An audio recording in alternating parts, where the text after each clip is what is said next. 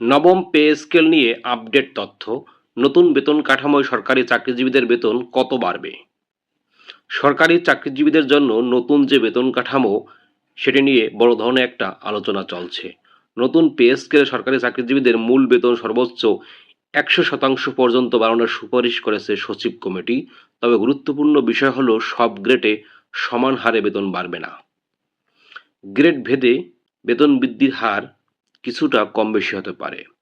আরও একটি গুরুত্বপূর্ণ প্রস্তাব এসেছে, নতুন বেতন কাঠামো 2 ধাপে বাস্তবায়ন করা হতে পারে।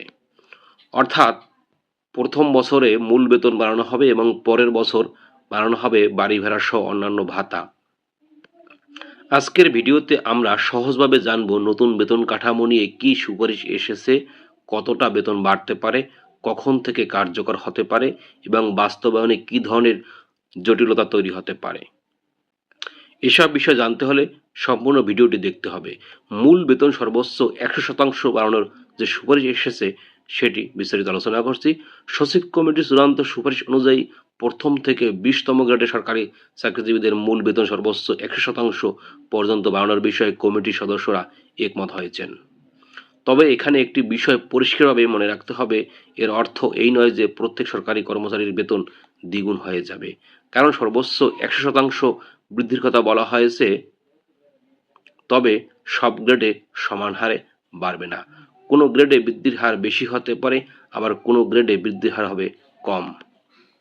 তাই নতুন পে স্কেলে চূড়ান্ত প্রজ্ঞাপন বা সরকারি সিদ্ধান্ত না আসা পর্যন্ত নির্দিষ্ট গ্রেডের বেতন কত হবে তা নিশ্চিতভাবে বলা যাচ্ছে না। তবে যতটা জানা যাচ্ছে, 10ম থেকে 20তম গ্রেড পর্যন্ত 100% বাড়ানোর সম্ভাবনা বেশি। এবার আরেকটি গুরুত্বপূর্ণ বিষয়, 2 ধাপে বেতন বাস্তবায়নের প্রস্তাব। নতুন বেতন কাঠামো একবারে পুরোপুরি কার্যকর না করে 2 বছরে বাস্তবায়নের সুপারিশ করা হয়েছে।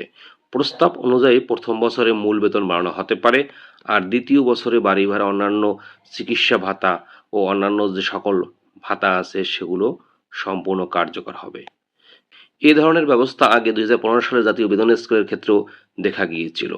সাবেক অর্থসচিব মোহাম্মদ মুসলিম চৌধুরীর বক্তব্য অনুযায়ী 2015 সালের পে স্কেলে 2 ধাপে বাস্তবায়ন করা হয়েছিল, প্রথম বছরে বেতন এবং পরের বছরে ভাতা। তাই বর্তমান পরিস্থিতিতেও 2 ধাপে বাস্তবায়নের বাস্তবসম্মত একটি পদ্ধতি হিসেবে বিবেচনা করা হচ্ছে। তাহলে কবে থেকে নতুন বেতন হাতে পাওয়া যাবে? এটি অত্যন্ত গুরুত্বপূর্ণ একটি বিষয়। সচিব কমিটি সুপারিশ করলেই নতুন বেতন কাঠামোর সঙ্গে সঙ্গে কার্যকর হয়ে যাচ্ছে না।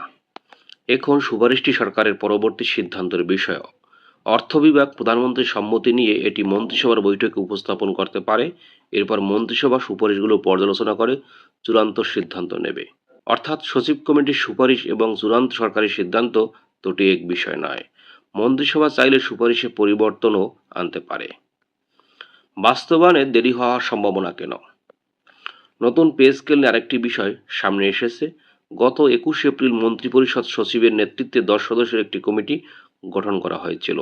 এই কমিটির দায়িত্ব ছিল জাতীয় বেতন commission 2025, Bangladesh judicial service pay commission 2025 এবং সশস্ত্র বাহিনী বেতন কমিটি 2025-এর প্রতিবেদন পর্যালোচনা করে পরবর্তী কার্যক্রমের জন্য সুপারিশ করা। দীর্ঘ সময় পর্যালোচনার পর সচিব কমিটি তাদের চূড়ান্ত সুপারিশ তৈরি করেছে। এর মধ্যে জুডিশিয়াল সার্ভিস পে কমিশনের প্রতিবেদন পর্যালোচনা ও সুপারিশ তৈরির জন্য অর্থমন্ত্রীর নেতৃত্বে নতুন একটি মন্ত্রী পর্যায়ের কমিটি গঠন করা হয়েছে। তবে সচিব কমিটির সুপারিশ চূড়ান্ত হওয়ার পরও মন্ত্রী পর্যায়ের পর্যালোচনা ও সিদ্ধান্তের কারণে নবম পে স্কেল বাস্তবায়নে কিছুটা সময় লাগতে পারে।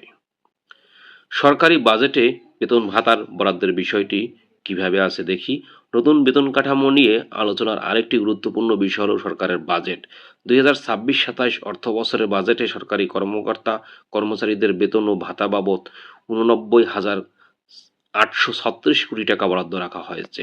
আর পেনশন ও গ্র্যাচুইটি সহ এই ব্যয়ের পরিমাণ প্রায় 1,41,434 কোটি টাকা। অর্থাৎ সরকারি কর্মকর্তা কর্মচারীদের বেতন, ভাতা ও অবসরকালীন সুবিধার পেছনে সরকারের বড় অঙ্কের অর্থ ব্যয় হয়। তাই নতুন পে স্কেল বাস্তবায়নের ক্ষেত্রে শুধু কর্মচারীদের বেতন বৃদ্ধি নয়, সরকারের সামগ্রিক আর্থিক সক্ষমতাও গুরুত্বপূর্ণ একটি বিষয়। পুরো আপডেট সংবাদের এবার পর্যালোচনা করি। এই যে আপডেট নিউজ আমরা জানতে পারছি, এখান থেকে সরকারি চাকরিজীবীদের জন্য কী ধরনের প্রভাব বা ভবিষ্যৎ অপেক্ষা করছে সেটি আমরা আলোচনা করব। যদি প্রস্তাবিত নতুন বেতন কাঠামো চূড়ান্তভাবে অনুমোদিত হয়, তাহলে সরকারি চাকরিজীবীদের আর্থিক সুবিধা আগের তুলনায় বাড়তে পারে। বিশেষ করে যেসব গ্রেডে মূল বেতন বৃদ্ধির হার বেশি হবে, তাদের মাসিক বেতন উল্লেখযোগ্যভাবে বাড়ার সম্ভাবনা রয়েছে। যেমন ১০ম থেকে ২০তম গ্রেড পর্যন্ত ডাবল হারে, মানে ১০০% বাড়ার সম্ভাবনা রয়েছে।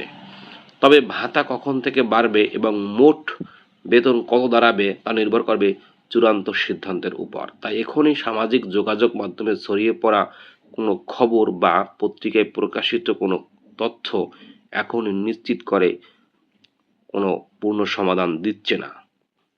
তবে সর্বশেষ সংবাদ অনুযায়ী মনে হচ্ছে যে শীঘ্রই একটা চূড়ান্ত রূপ দেখা যাবে এবং সেখানে ভালো কিছুই থাকবে। তবে মনে রাখতে হবে, এখনো বিষয়টি মন্ত্রিসভার সিদ্ধান্তের অপেক্ষায়।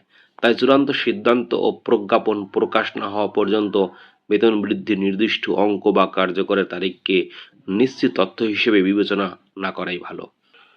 সরকারি চাকরি, নতুন পে স্কেল এবং চাকরির গুরুত্বপূর্ণ আপডেট সম্পর্কে নিয়মিত তথ্য পেতে চ্যানেলটি সাবস্ক্রাইব করে রাখুন। ধন্যবাদ সবাইকে।